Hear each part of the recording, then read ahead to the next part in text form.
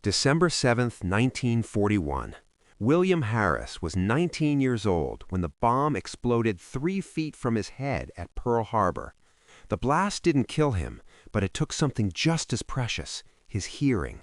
4 years later, his family brought him to Bing Crosby's concert, hoping he might feel the music. But William sat frozen, empty, disconnected from the 15,000 singing voices around him, until Bing stopped the entire show, walked into the audience, and placed William's hand on something that would bring him back to life. It was November 23, 1945, at the San Francisco Civic Auditorium. World War II had ended just 3 months earlier, and America was celebrating. Bing Crosby, the biggest star in the world, was performing a sold-out homecoming concert. 15,000 people packed the auditorium, ready to sing, to dance, to forget 4 years of horror and loss. But in the third row, center section, sat a young man who couldn't forget, a young man who couldn't celebrate, a young man who couldn't even hear the celebration happening around him. Seaman First Class William Harris had been stationed aboard the USS Arizona on that Sunday morning when Japanese bombs rained down on Pearl Harbor. He was in the engine room when the explosion hit. The blast threw him across the compartment like a rag doll, rupturing both eardrums instantly. The last sound William Harris ever heard was his best friend, Tommy Rodriguez, screaming his name as the ship went down. Tommy didn't make it out. Neither did 1,176 other men from the Arizona. William survived, pulled from the water by rescue boats. But the doctors at the field hospital had devastating news. His hearing was gone, completely, irreversibly, forever. For 4 years, William lived in absolute silence. He was medically discharged and sent home to San Francisco, where he moved back in with his mother, Margaret, and his younger sister, Susan. The Navy gave him a Purple Heart and a small pension, but they couldn't give him back what he'd lost. Before the war, William had been a musician. He played piano at First Baptist Church every Sunday. He sang in the community choir. He'd even dreamed of performing professionally someday. Music wasn't just his hobby. It was his language, his connection to God, to other people, to himself. And now it was gone. William couldn't hear his mother telling him she loved him. He couldn't hear his sister's laughter. He couldn't hear rain on the roof or birds singing in the morning. The world had become a silent movie, and William was just a spectator, watching life happen around him but unable to participate. Depression consumed him. He stopped leaving his room, stopped eating. His mother would find him staring at the wall for hours, tears streaming down his face. The doctors called it shell shock. Today, we'd recognize it as PTSD, complicated by profound isolation and grief. Margaret Harris tried everything to reach her son. She learned sign language and tried to teach him, but William had no interest. She brought him to veterans support groups, but he refused to go. She even bought him a new piano, hoping he could feel the vibrations, but William wouldn't touch it. "What's the point, Mama?" he signed to her one afternoon. "Music is dead to me. I'm dead to me." Margaret was running out of options. Then she saw an advertisement in the San Francisco Chronicle. Bing Crosby was coming to town for a special victory concert. Bing had been William's favorite singer before the war. William had owned every record, knew every lyric by heart. He used to do perfect Bing Crosby impressions at family dinners, making everyone laugh. Margaret had an idea. Maybe if William could be in a room full of music, even if he couldn't hear it, something might wake up inside him. It was a desperate long shot, but she was desperate. Concert tickets were impossible to get, but Margaret wrote a heartfelt letter to the event organizers explaining her son's situation. Miraculously, 3 tickets arrived in the mail a week later. 3rd row, center section. The best seats in the house for a young man who couldn't hear a single note. William didn't want to go. "Why are you torturing me?" he signed. his face twisted in pain. "Why do you want me to watch something I can't have anymore?" "Because you're still alive, William," Margaret said slowly, making sure he could read her lips. "And as long as you're alive, there's still hope." His sister Susan grabbed his hand. "Please, Willie, for me. I want to see Bing Crosby, and I want you there with me." So William went, not for himself, but for them.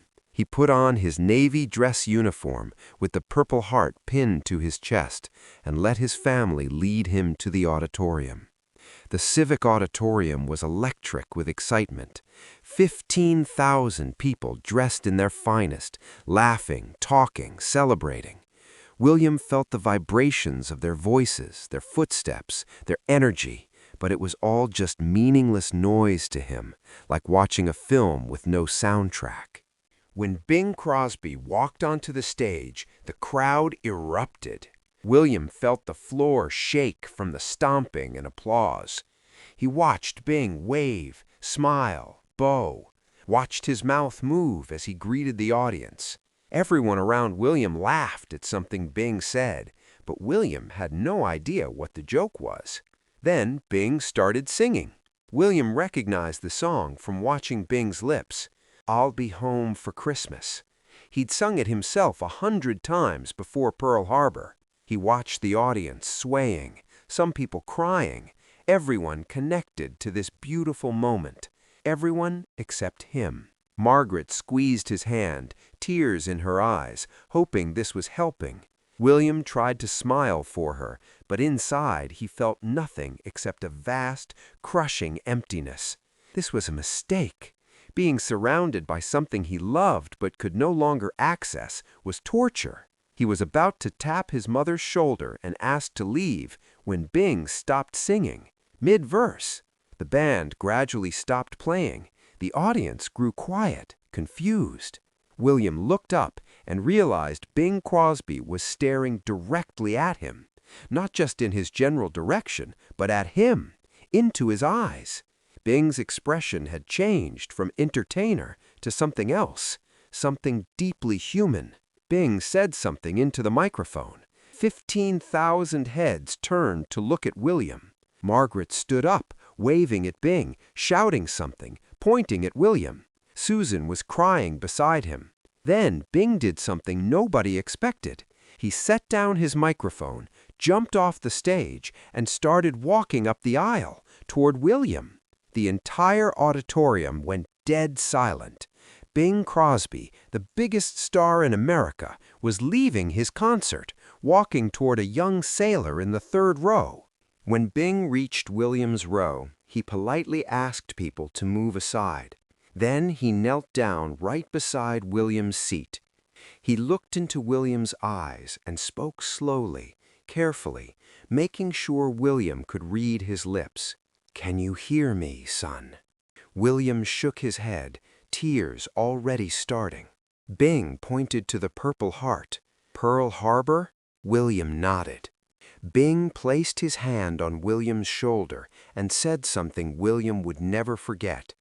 "Music isn't just something we hear, son. It's something we feel, and I'm going to prove it to you right now." Bing stood and extended his hand. William, trembling and confused, took it. In front of 15,000 stunned witnesses, Bing Crosby walked William Harris onto the stage. Nobody knew whether to applaud or stay silent. Most chose silence, sensing they were witnessing something sacred. On stage, Bing led William to the grand piano at center stage. He pulled out the bench and guided William to sit. Then Bing sat beside him. Bing gestured to his piano player, who nodded and stepped back. Bing was going to play himself. Bing took William's right hand and placed it flat on top of the piano, on the wood above the keys. Then he looked directly at William and spoke slowly. "Close your eyes. Just feel." William closed his eyes. His hand was shaking against the piano. Then Bing began to play, and William felt it. Oh God, he felt it. The vibrations traveled from the piano through his palm, up his arm, into his chest, into his heart. It was White Christmas. He knew it instantly from the rhythm of the vibrations, from the pattern he remembered in his bones. Tears poured down his face. But Bing wasn't done. As he played, he reached over with his free hand and placed it on William's chest, right over his heart. William could feel Bing's voice vibrating through his entire body. The music was living inside him. Then something miraculous happened. William, who hadn't made a sound in 4 years, who had locked his voice away with his grief and shame, opened his mouth and began to hum. He couldn't hear himself, had no idea if he was on key, but he didn't care. The vibrations in his chest told him where the melody lived, and his body remembered what his ears had forgotten. Bing felt William humming and smiled through his own tears. He kept singing, kept playing, and William kept humming along, the two of them connected by vibration, by touch, by something that transcended sound. The audience sat in absolute stillness. Hardened combat veterans wept openly. Women clutched their husbands. Teenagers who'd come to scream for Bing Crosby found themselves witnessing something they'd tell their grandchildren about. This wasn't entertainment anymore. This was healing. This was love made visible. When the song ended, Bing stood and pulled William into a tight embrace. William collapsed against him, sobbing with 4 years of grief he'd been unable to express. Bing held him, letting him break, letting him heal. When Bing finally pulled back, he looked at William's tear-stained face and spoke, making sure William could read every single word. "You didn't lose music, William. You just had to find a new way to hear it. You're home now. You're safe. The war is over. And you survived. That's what matters." Those words, "you're home now, you're safe," shattered something in William that had been frozen since that engine room at Pearl Harbor.